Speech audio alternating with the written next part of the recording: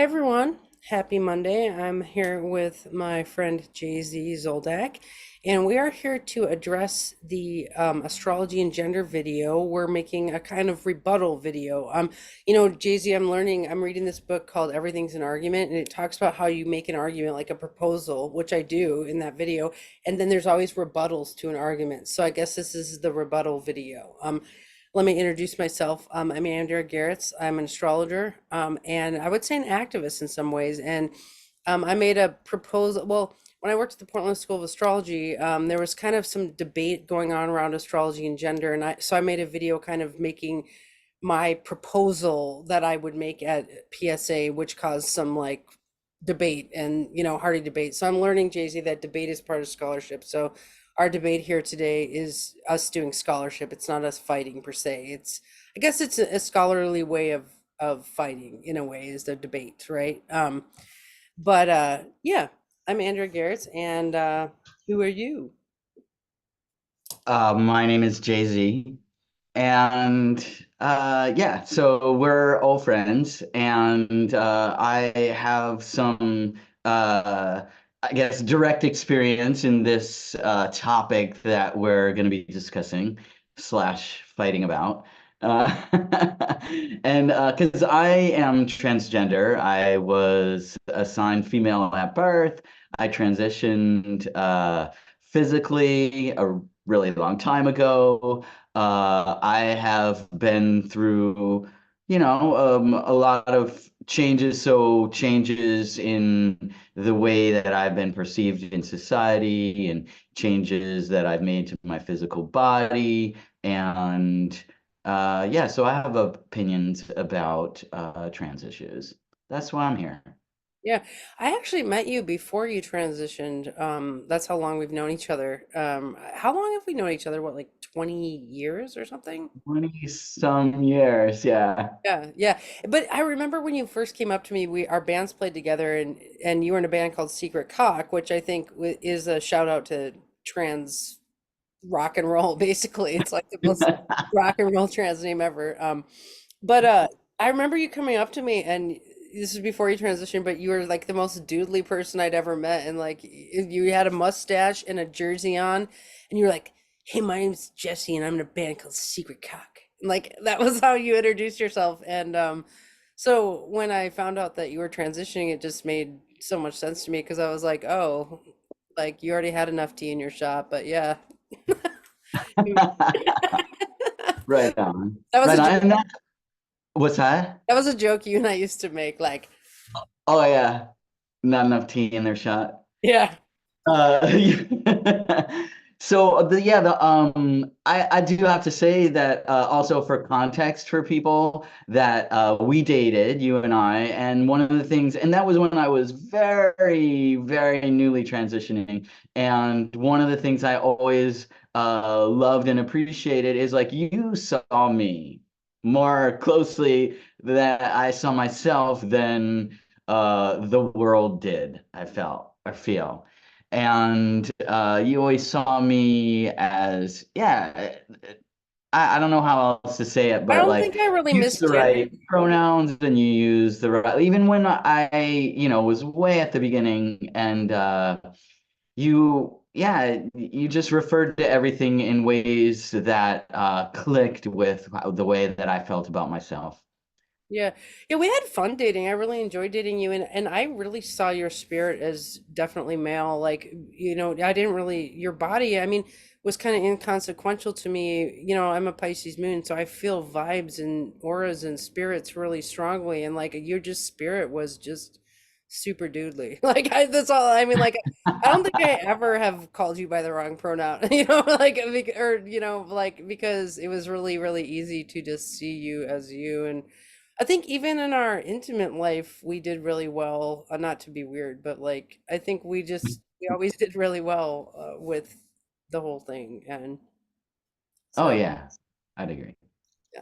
So I can't wait to take your rebuttals and critiques because I know that you know me basically, and that I love all beings under God.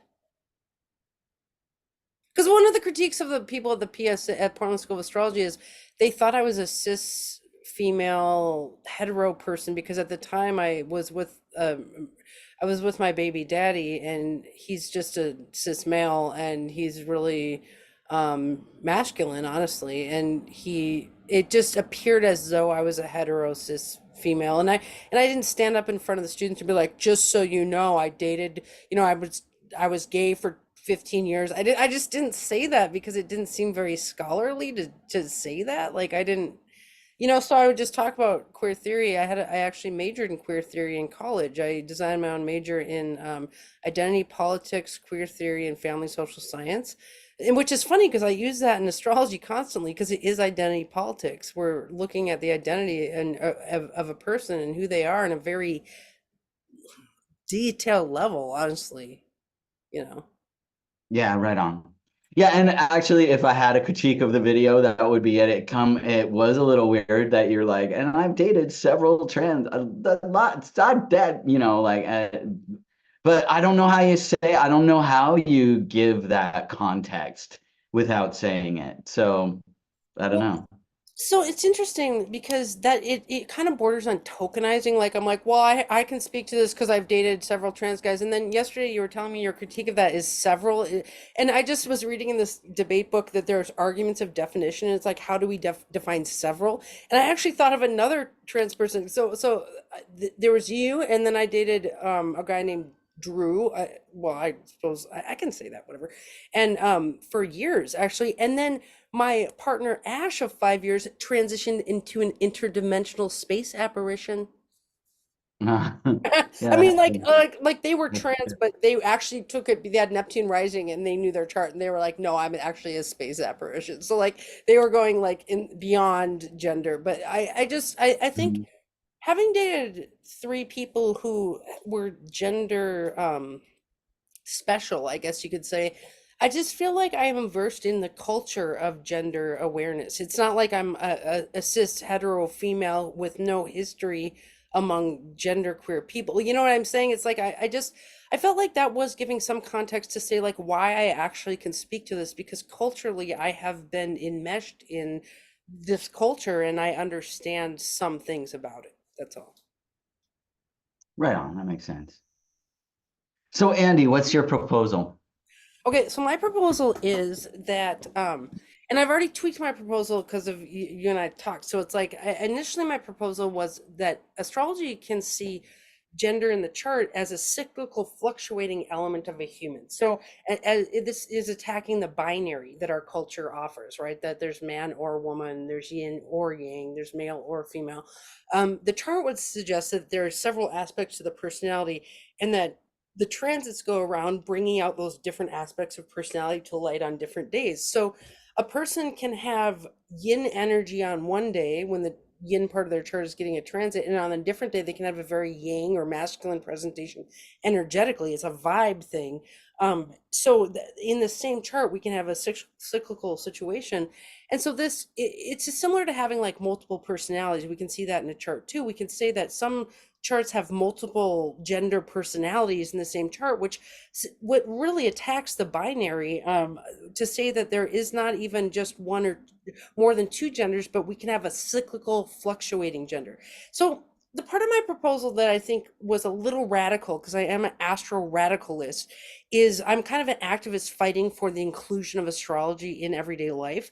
And so what I was saying is before people decide on surgeries, can they please look at their chart? I wasn't necessarily saying they should be required to, but I was saying, can we as a community start considering the chart in decisions before surgical interventions are made? Because I've seen people have a transit to like one gendered part of their chart, they transition, and then the other part of their chart gets a transit, and then they wish they could detransition because their gender is kind of actually a two spirit, not a one spirit. You know what I'm saying? So that's my proposal is, can we consider astrology in gender, in the gender equation, I guess. Mhm. Right on. Yeah. And I guess so. My counterpoint is that as a person who went through transition in our society. And I think what the bottom line is, we agree that part of the problem, a huge part of the problem, is society itself, that is not accepting of people being strange from their point of view, right? So if it's just a numbers game, if there's a minority, oftentimes that minority gets oppressed in their ideas and expression.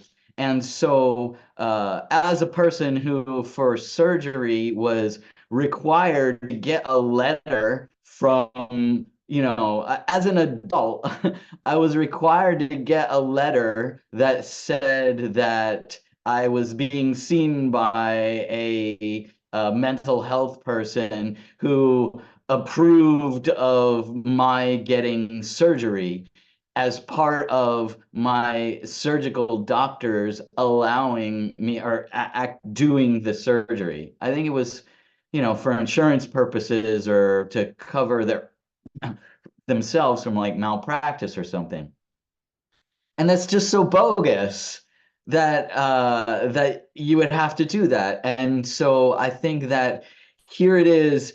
Your proposal was putting another hurdle in front of somebody who was already being oppressed and already having to jump through hurdles and stuff. And like, who are you to try to save them from a bad decision or something, or a decision that they would have to uh, back off or take some other action about.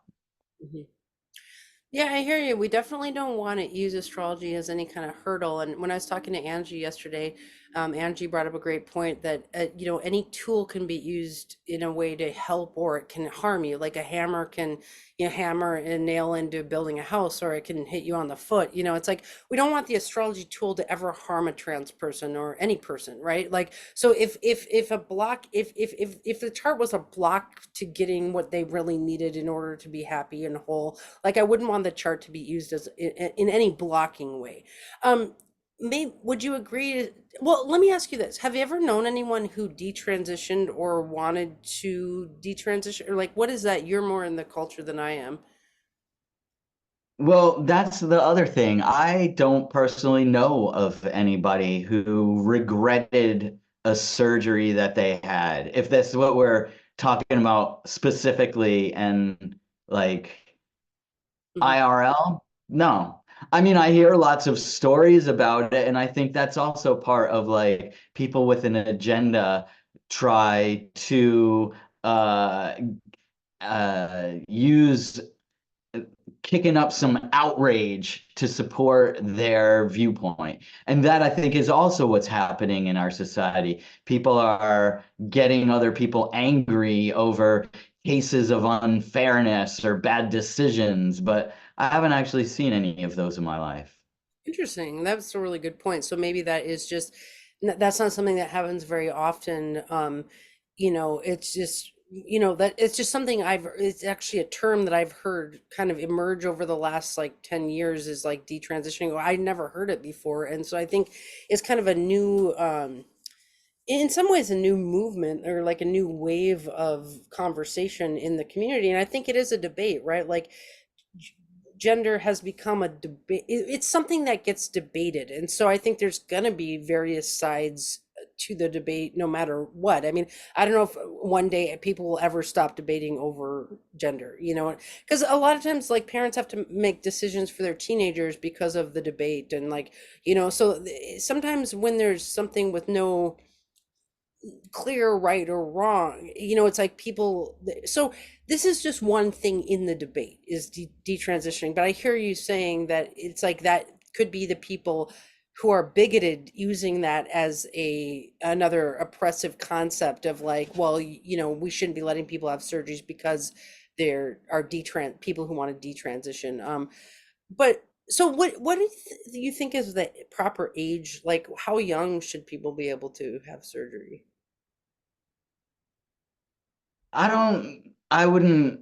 make that decision for anyone. I think that the person and their family would have, if somebody's a child, I fully support their parents in having the ability to use whatever. See, no, I'm not really that well versed in it, but I hear there are hormone blockers that will prevent your body from, as you're an adolescent, taking kind of the calcified form in one direction or the other. When you're a child, it's like ambiguous in the middle. So like extending the point of ambiguity so that you wouldn't have to compensate for your body changing to look one way or the other. Like I totally support that. I think of course you should be able to do that in order to postpone the decision for when a child is like able to be old enough to understand more consequences. Mhm. Yeah, and maybe this is what would create partially what creates two-spirited people is like, let's say someone had hormone blockers and then they decided to stop those on a different transit. That would create a kind of two-spirited human formation, which maybe the transits, if let naturally, if let to unfold naturally, including surgical and hormonal interventions, we would just get these kind of like colorful people. Who had made these, what did you call them, one door decisions, like I guess that's what I'm a little nervous about, is like the one door decision of surgery, when or one way decision. It's like you can't really go back, it's like with transits. Like here's another example of a different example, is like people will get like a face tattoo on a transit to their chart, right? Which a transit is a wave, it's a mood that comes through, right? And so sometimes, they'll get, and there's like higher suicide rates of people with facial tattoos and things like that. So it's like, as a person who understands transits, it's like we understand peak moments of emotion where you kind of do impulsive things. And I think that's what makes me a little nervous, is like people, like I've done things on transits that later I'm like, I would never do that again because I was on a Mhm. transit when I did that, and it's like I just, Mhm. it's like, see where I kind of struggle with it, because I understand transits and they come in through your chi, and they might make an impulsive decision on the transit that should be left on a transit. Like, I, Right. And also, okay, so if you're gonna get a face tattoo, right, you've got a pretty strong spirit because your spirit is like, this is what I want, and I'm gonna get that. And you have to kind of go out and seek it. So I'm laughing to myself because I'm like, how well would it go over to somebody who was on their way to get a face tattoo to be like, consider your chart. I'm a little nervous for you. I don't think it would go over all that well. yeah. Well, I think this is where, part of me wishes that astrology was more normalized so that a lot of people had access to their chart and the idea of transits from a young age. I mean, if we're going to let Mhm. people have surgeries from a young age, we should also teach them their chart from a young age. Like, people should know what a transit is. It like drives me nuts that people don't know what Yeah. transits are. That is actually problematic to me. Yeah, yeah. And I'm not, also, to be clear, I'm not like laughing at astrology or at you or anything. It's just the absurdity of the situation. And it comes back to that because people are not well versed in astrology in general. And that was what would make this suggestion seem like, again, like another hurdle that they're like, no, don't tell me. You know? Can you just tell us what the one door decision versus a two-door decision is? Oh yeah, okay. So we were talking about this, and it has to do with management theory that came out of Amazon, the company. And the thing here, the concept here is that there are one-way door decisions and two-way door decisions.